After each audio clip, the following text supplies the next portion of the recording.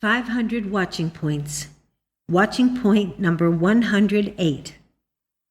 Watch lest you believe that unless you go through certain scientific arguments or study the lesson every morning, some accident or dreadful catastrophe might happen. Such a mistaken attitude shows an ignorance of the purpose of mental work.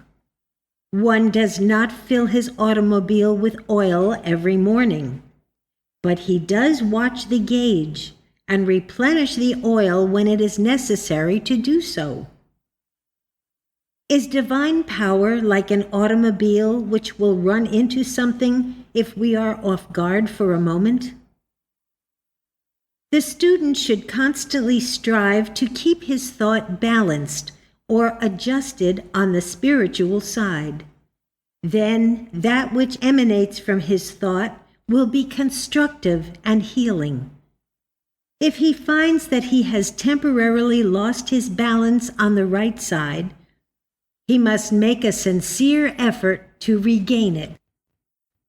The right way is to operate from an active mental standpoint of joy and trust, without fearing that unless one keeps studying, reading, and repeating mental arguments all the time, until he has ground all freshness and spontaneity out of his thought, something dreadful or awful will happen.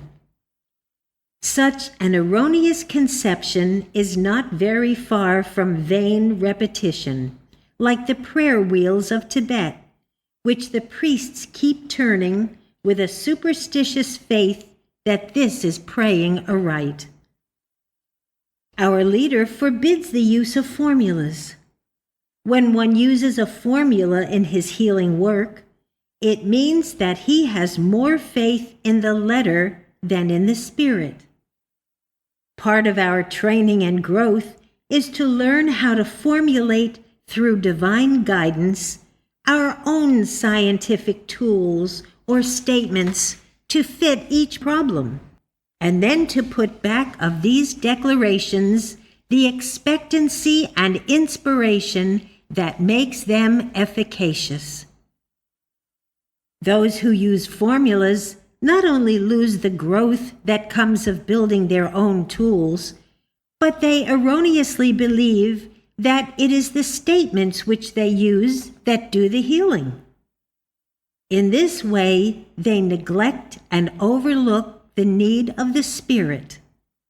A correct understanding of Christian Science rules out faith or belief in the efficacy of the letter without the Spirit. Such were vain repetition, such as the heathen use.